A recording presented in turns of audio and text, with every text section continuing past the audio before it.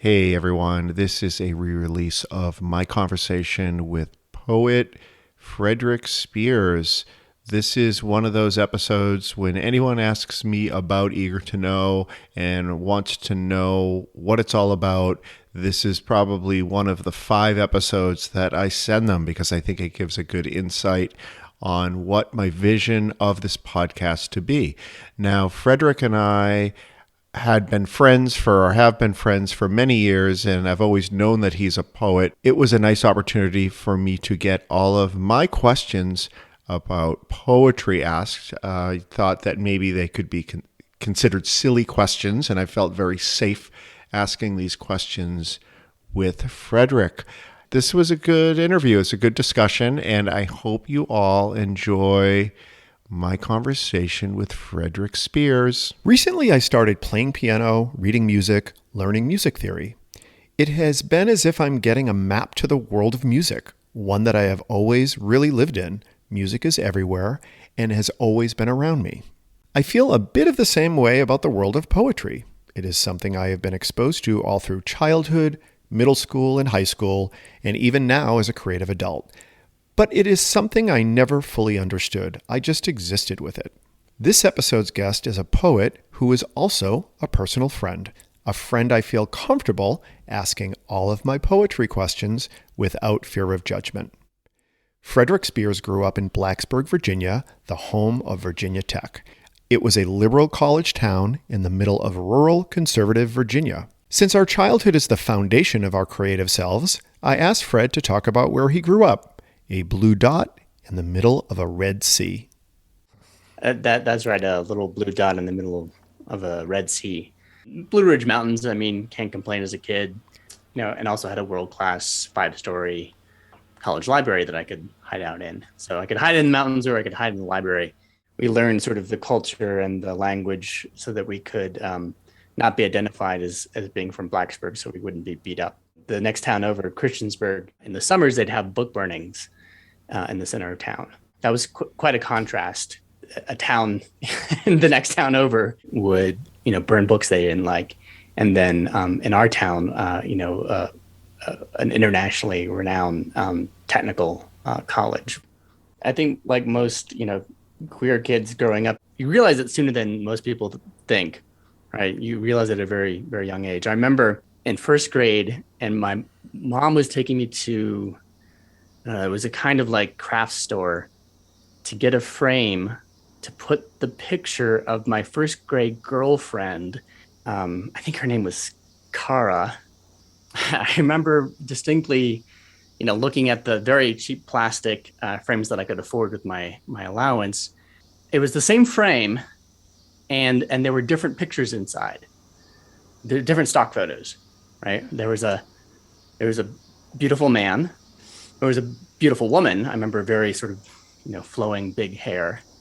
And then there was a sailboat, but it was the same frame, 3 different pictures. and I looked at this and I knew that I wanted the one with the man in it.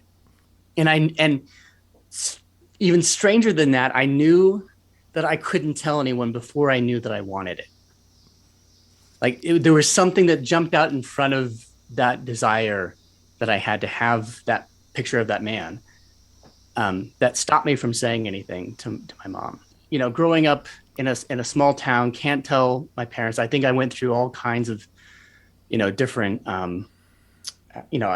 different phases in my life. I'm sure like most people, and I didn't come out to my parents or my friends until I was in college. So yeah, that was not a safe place in the 80s and 90s in rural Virginia. Even in a college town, was not a safe place to be a gay kid. There's this poem that I like from Frank O'Hara. The poem's titled Autobiographia Literaria. When I was a child, I played by myself in a corner of the schoolyard, all alone. I hated dolls and I hated games. Animals were not friendly and birds flew away.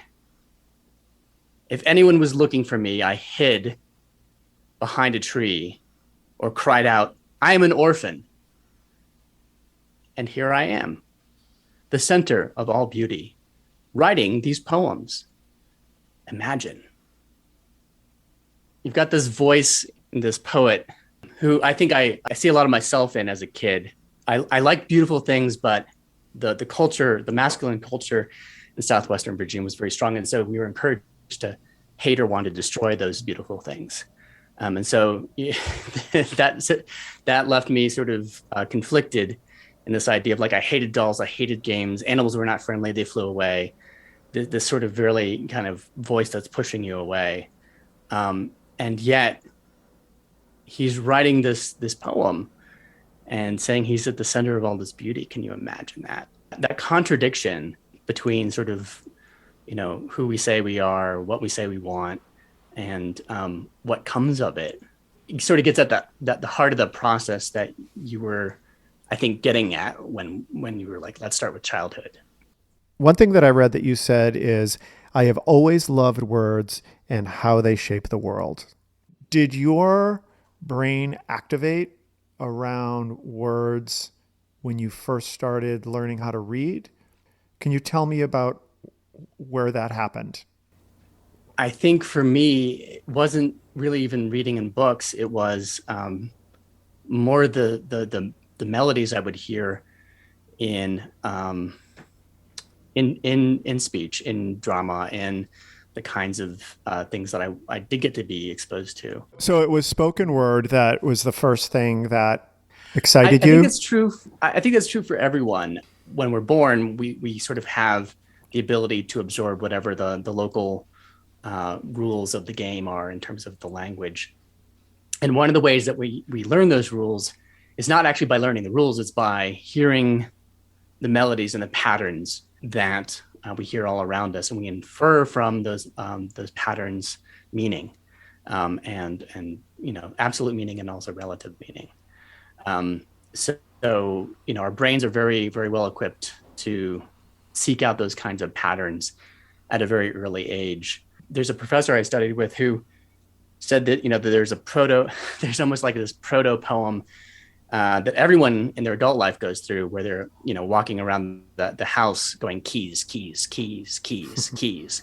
And he says this is a kind of proto poem where you're repeating the word, trying to conjure the thing that you're looking for, and it's about this kind of ritual that you're engaging with, and it has nothing to do with meaning. It has, of course, it's not going to have any supernatural powers of actually conjuring the keys.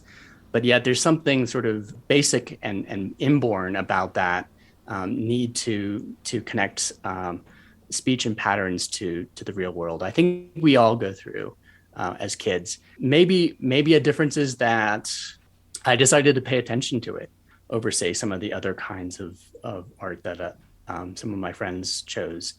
I've hardly ever read something silently to myself and not also heard it.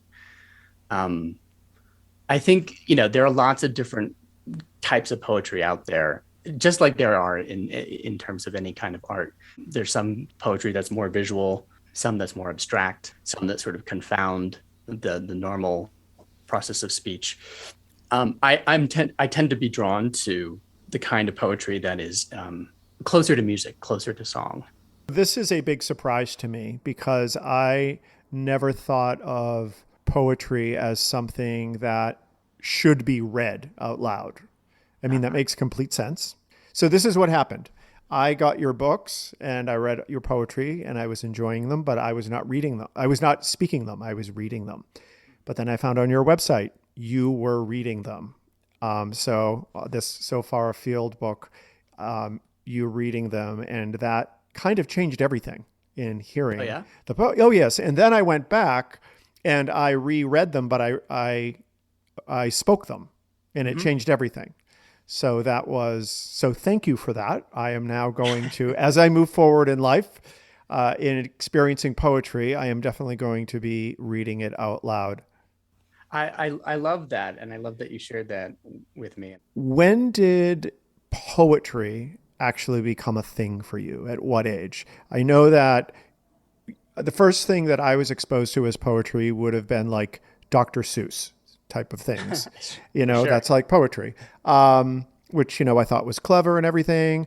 But at some point, the stuff that I was being given to read was no longer that. It was actually stories. It was Dick and Jane or whatever the stuff is, where it's actually sentences and all of that. It sounds like you may have gotten on a track separate from that, moving to short stories, novels, etc. You were kind of on this poetry track. When did that start?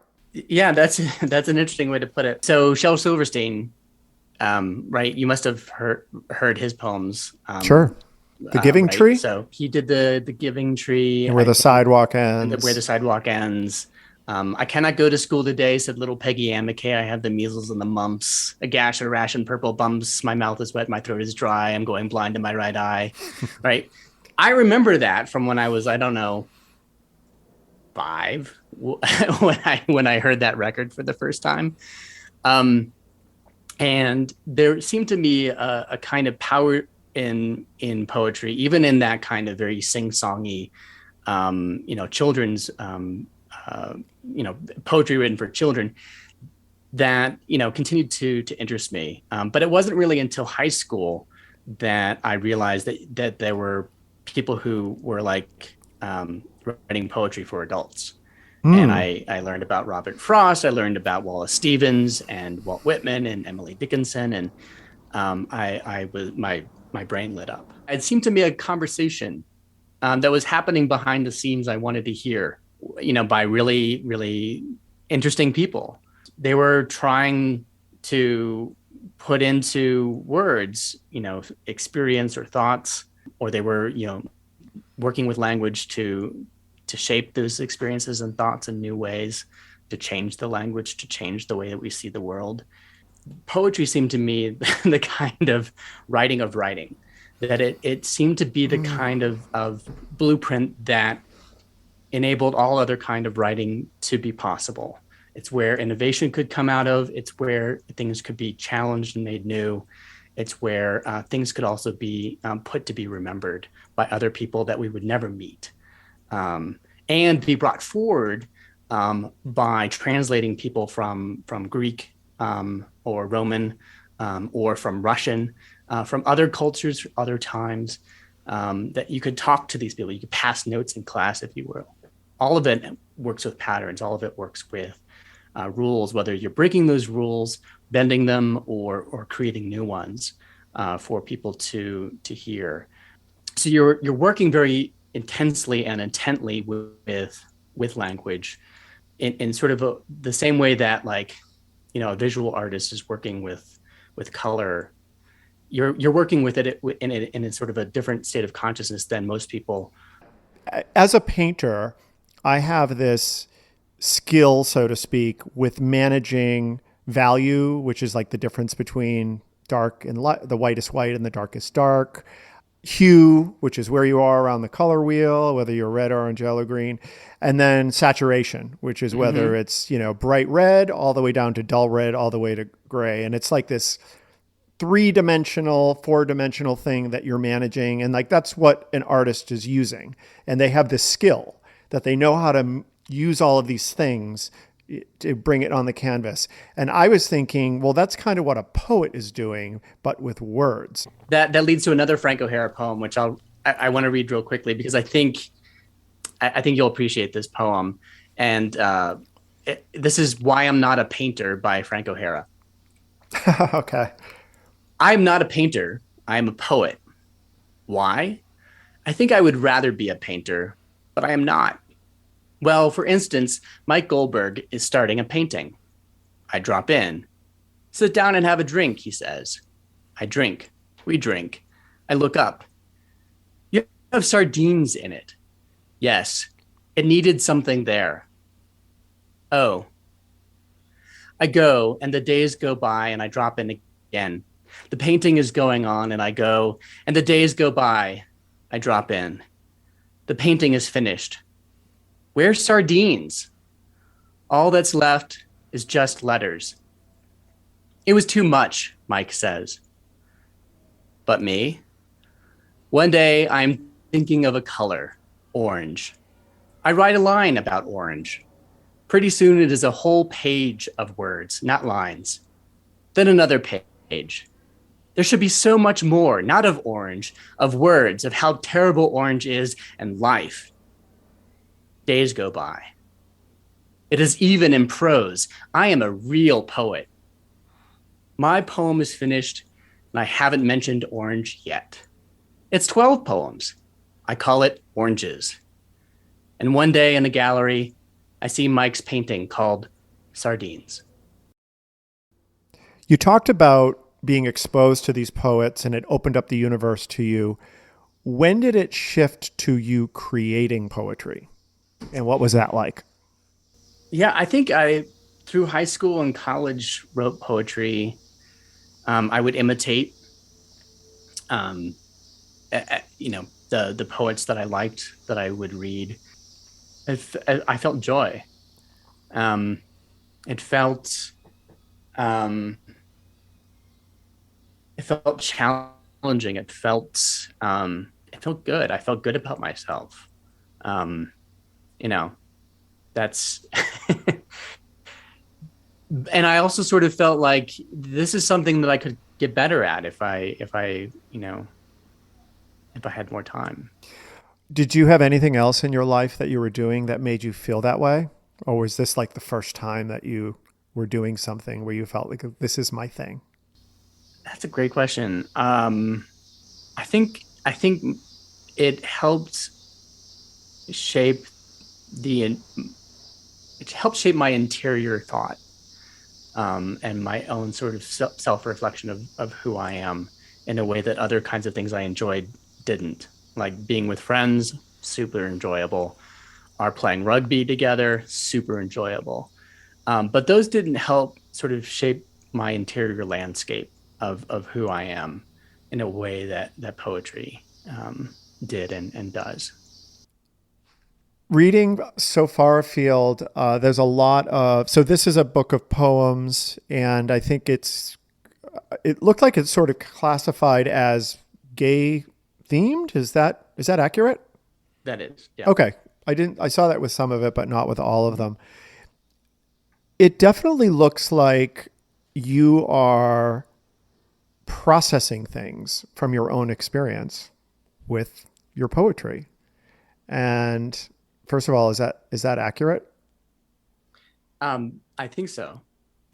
There is sort of an inclination to think of poetry as sort of an outpouring of emotion or confession, and I would draw a line there. I would say, in order for it to be art, it needs to be transformed. It can't simply be Fred's diary that you're reading, right? It can't just be, my own sort of personal experience. It has to be other people's personal experience that I imagine and that I try to embody in words.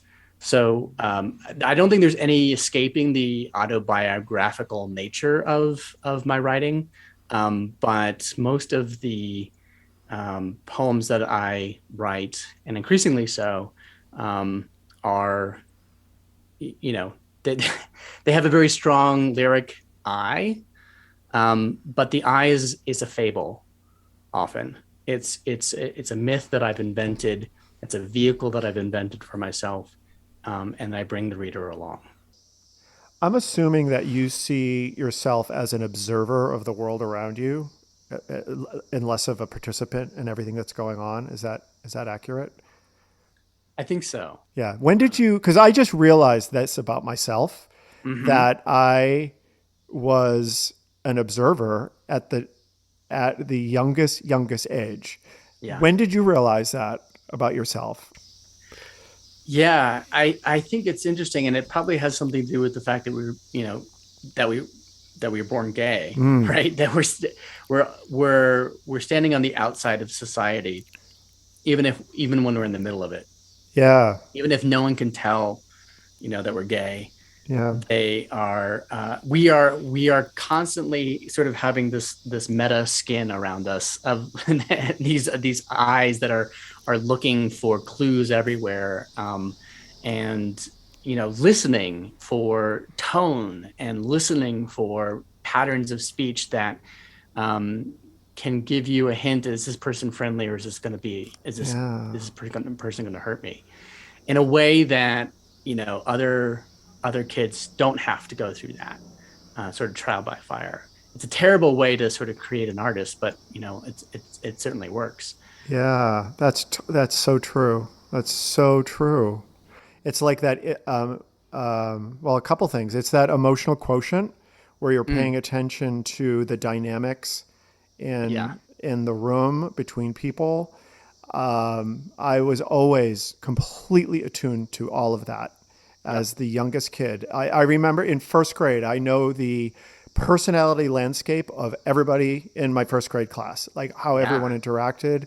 And the other thing that relates to that is I remember being very young and hearing people, when I was young, people didn't talk about gay people. Like gay wasn't a thing, Right. but occasionally it would come up. And I remember I was really young. I was probably like 6 years old. And I remember people talking about gay people in a very negative, terrible, disparaging way. And these were nice people. Right. These were nice people that I liked. These were people that were smart, that I respected in every other way. And that's when I became an observer, because I realized, oh, this world that I thought everybody had all put together, Right. this is like wrong. And I'm like 6, and I know like this is totally wrong, and nobody knows it. So little 6-year-old Ricky is, and I knew that I knew it and nobody else knew it.